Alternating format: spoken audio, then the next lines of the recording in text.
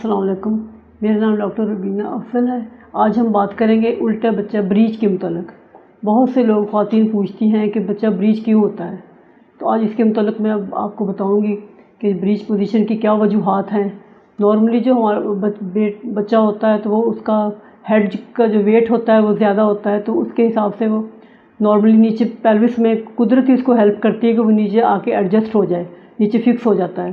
لیکن اگر کوئی وجوہات ہیں کہ اگر وہ نہیں فکس ہو سکتا تو تب بچہ بریچ ہو جاتا ہے۔ ہمارے یہاں بہت لوگ پوچھتے ہیں کہ یہ بریچ بچہ کیوں ہوتا ہے، اور اس میں 7ویں 8ویں مہینے میں وہ لوگ پریشان ہو جاتی ہیں، اور خواتین پریشان ہوتی ہیں کہ اب ہمارا بچہ الٹا ہے تو ہم کیا کریں۔ بہت ساری خواتین 6 7ویں 8ویں مہینے میں ہمارے پاس پریشان ہو کر آتی ہیں کہ بچہ الٹا ہے، تو ہم یہ سیدھا کروا سکتی ہیں کہ نہیں، اور بعض دفعہ وہ دائیوں کے پاس یہ غلط ہاتھوں میں چلی جاتی ہیں کہ اس کو سیدھا کروانا ہے۔ لیکن میں یہ کہنا چاہوں گی آپ سے کہ 7ویں 8ویں مہینے یا 6 مہینے میں یہ پوزیشن میٹر نہیں کرتی۔ یہ پوزیشن میٹر کرتی ہے صرف 9ویں مہینے میں، کیونکہ 6 7ویں 8ویں مہینے میں تو بچے کو اسپیس زیادہ ہوتی ہے، تو وہ اپنی پوزیشن چینج کرتا رہتا ہے۔ جو اگر 9ویں منتھ تک اگر وہ نہ پوزیشن چینج کرے تو پھر ہم اسے کہتے ہیں کہ یہ الٹا بچہ ہے، پھر اس کی مینجمنٹ کرنی پڑتی ہے۔ کبھی کبھی ایسا بھی ہوتا ہے کہ ہمارے پاس پیشنٹ آتی ہے، صبح اس کا بچہ بریچ ہوتا ہے اور شام کو کیفیلک سیدھا ہو جاتا ہے، تو اس میں انہیں پریشان ہونے کی بالکل ضرورت نہیں ہے۔ اگر 9ویں منتھ شروع ہو جائے اور پھر بچہ سیدھا نہ ہو تو پھر بریچ کی مینجمنٹ ہم کرتے ہیں۔ اور بعض دفعہ یہ ہوتا ہے کہ وہ دائیوں کے پاس چلی جاتی ہیں کہ یہ مل کے ان سے سیدھا کروانے کی کوشش کرتی ہیں، لیکن وہ بالکل غلط ہے، کیونکہ اس میں ان کے پلیسینٹا کو انجری ہو سکتی ہے،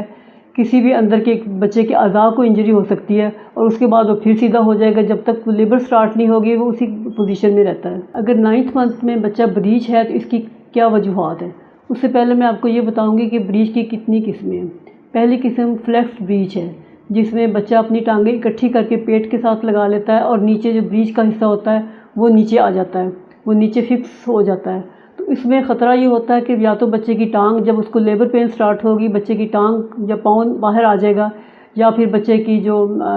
ناڑو ہے وہ باہر آ جائے گا، جو کہ خطرناک ثابت ہو سکتا ہے۔ دوسری قسم کی بریچ ہے فٹلنگ بریچ ہے۔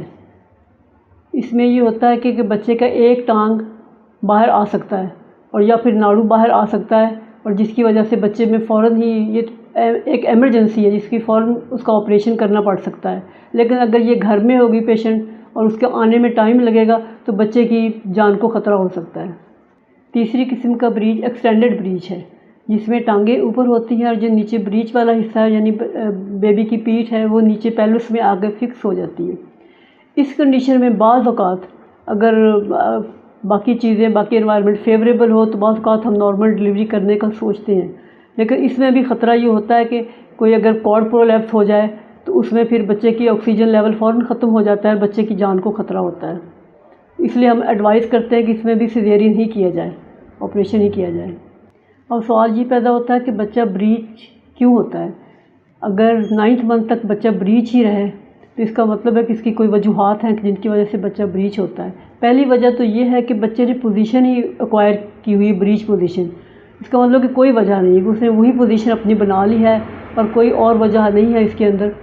اور اس کے علاوہ دوسری وجہ ہے کہ اگر لائکر کم ہے، بچے کا پانی کم ہے، تو اس میں بچہ کی موومنٹ ریسٹرکٹڈ ہو جاتی ہے، اس کی وجہ سے بھی بچہ بریچ ہو جاتا ہے، اور مطلب بریچ فکس ہو جاتی ہے اس میں اور وہ کیفیلک نہیں ہو پاتا۔ تیسری وجہ یہ ہے کہ مدر کا پیلوس ہی ٹائٹ ہو اور بچے کو اتنی اسپیس ہی نہ مل پا رہی ہو کہ وہ بچہ سیدھا ہو سکے، اس میں بھی بچہ بریچ ہی رہتا ہے۔ اور اس کے علاوہ کچھ بچے دانی کی اب نارمیلٹیز بھی ہوتی ہیں جس میں بچہ بریچ ہوتا ہے، مثلا یونیکارنیٹ یوٹرس ہوتا ہے، بائی کارنیٹ یوٹرس ہوتا ہے، تو اس میں بھی کیونکہ بچے کو اسپیس نہیں مل پاتی اس کی وجہ سے بچہ بریچ ہی رہتا ہے، جو بھی اس کی پوزیشن ریکوائر ہوتی ہے، اگر بریچ ہے تو وہ بریچ ہی رہے گا، ٹرانسفرس ہے تو ٹرانسفرس ہی رہے گا۔ اس کے علاوہ ڈبل یوٹرس بھی ہوتا ہے، اس میں بھی یہ ہوتا ہے کہ بچے کو اسپیس اس کے اکارڈنگ نہیں مل پاتی تو وہ بچہ پھر بریچ ہی رہتا ہے، کیفیلک نہیں ہو پاتا۔ اور اس کے علاوہ کچھ بچے کی اب نارمیلٹیز ہوتی ہیں، اگر بچے کی کمر میں پھوڑا ہے یا کوئی اور کہیں ٹیومر ہے تو پھر بھی بچے کی پوزیشن صحیح نہیں ہو پاتی اور وہ بریچ ہے تو بریچ ہی رہتا ہے۔ اور ایک وجوہات اس میں ملٹیپل پریگننسیز کی آ جاتی ہے، اگر بچے ٹوینز ہیں یا ٹرپلٹس ہیں تو اس میں بھی بچے کے یہ بھی ہو سکتا ہے کہ پہلا بیبی جو ہے وہ کیفیلک ہو اور دوسرا بیبی بریچ ہو، تو اس میں بھی ڈفرینٹ پوزیشن ایکوائر کر لیتا ہے سیکنڈ بیبی، اس میں بھی پھر وہ کیونکہ اسپیس کم ہوتی ہے 2 بیبیز کے لیے، تو بس بریچ پوزیشن فکس ہو جاتی ہے۔ اس کے علاوہ آنول کی اب نارمیلٹیز ہوتی ہیں، اگر آنول نیچے ہے تو پھر بچے کو کوئی اسپیس نہیں مل پاتی روٹیٹ ہونے کے لیے، اور بچہ کیفیلک نہیں بریچ موسٹلی بریچ ہو جاتا ہے۔ اگر 6th 7th یا 8th منتھ میں پری ٹرم لیبر مریض کو شروع ہو جاتی ہے اور بچہ اس کو بریچ ہے، تو پھر اس میں بھی یہ سیدھا نہیں ہوتا اور اس کو بریچ ہی ہمیں مینیج کرنا پڑتا ہے۔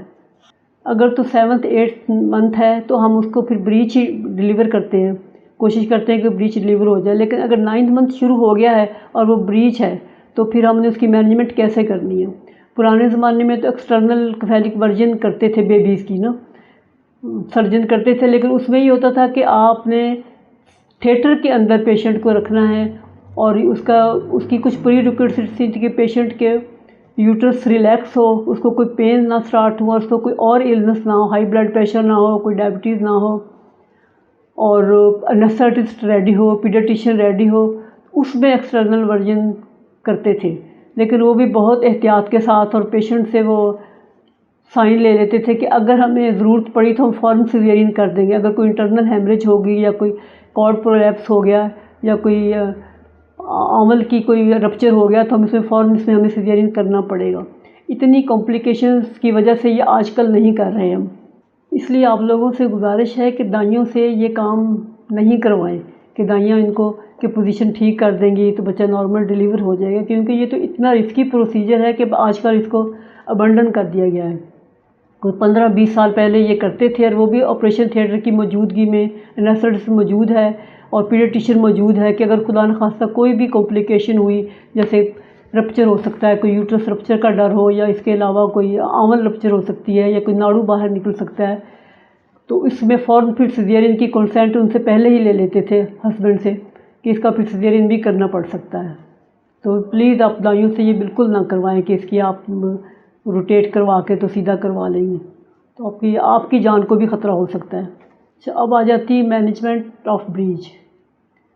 تو جب بریچ بیبی 37 ویکس پہ ہو جاتا ہے تو ہم اس کا ڈائریکٹ سیزیرین کرتے ہیں، کیونکہ اس کی اور کوئی انڈیکیشن نہیں ہے کہ اس کو ہم کچھ کریں۔ ہم نارمل کرنے کی اگر کوشش کریں تو اس میں تو بہت وہی کمپلیکیشن آ جاتی ہے ساری جو میں پہلے آپ کو بتا چکی ہوں، اس کا ڈائریکٹ ہی سیزیرین ہوتا ہے۔ لیکن بعض اوقات اگر بچہ پری میچور ہے اور اس خاتون کے پہلے بھی 3-4 بیبیز نارمل ہو چکے ہیں اور بیبی بھی پری میچور ہے، اس کنڈیشن میں ہم اس کو نارمل ٹرائی کر سکتے ہیں، لیکن اس میں بھی رسک ہوتا ہے۔ اس کے بھی کافی پری ریکویزٹس ہیں اگر ہم نے نارمل کرنا ہے۔ اس میں ہمیں یہ دیکھنا پڑتا ہے کہ بیچ کا سائز بھی چھوٹا ہو اور پیشنٹ کا پیلوس ٹھیک ہو، اور وہ لیبر پینز اس کو آ رہی ہوں، اچھی لیبر پینز آ رہی ہوں، اور اس کے پہلے 3-4 بچے نارمل کیفیلک ہو چکے ہوں۔ اس کنڈیشن میں ہم ٹرائی کرتے ہیں اور بچے کی، لیکن اس کے فیٹل ہارٹ مانیٹر ہمیں ریگولر اس میں کرنی پڑتی ہے، اس میں بھی رسک ہوتا ہے، تو بہتر یہ ہوتا ہے کہ ہم اس کو سیزیرین ہی کر دیا جائے۔ اس کے علاوہ ملٹیپل پریگننسیز میں بھی بعض دفعہ ہمیں نارمل ڈیلیور کرنا پڑتا ہے۔ اس میں اگر پہلا بچہ کیفیلک ہے تو وہ تو کیفیلک ڈیلیور ہو جائے گا، تو دوسرا بچہ بریچ ہے، اس میں تھوڑا سائز بھی چھوٹا ہوتا ہے، اس میں نارمل ڈیلیور ہو جاتا ہے عام طور پہ لیکن یہ گھر میں پھر بھی یہ ٹرائی نہیں کرنا چاہیے کہ دائیں ٹرائی کریں اور کوئی کارڈ پرولیپس ہو جائے، کوئی بچے کو کوئی انجری ہو جائے۔ یہ ہمیشہ ہاسپٹل میں ہونا چاہیے، انڈر دا اچھے گائنوکالوجسٹ کی زیر نگرانی ہونا چاہیے۔ دوسری کنڈیشن میں اگر یہ دائیاں گھر میں بچہ ڈیلیور کرنے کی، بریچ بیبی کو ڈیلیور کرنے کی کوشش کرتی ہیں تو اس میں بچے کو انجری بھی ہو سکتی ہے۔ اگر وہ فٹلنگ بریچ ہے، اس کی ٹانگ باہر آ رہی ہے، اگر وہ ٹانگ کھینچنے سے اس کو فریکچر بھی ہو سکتا ہے،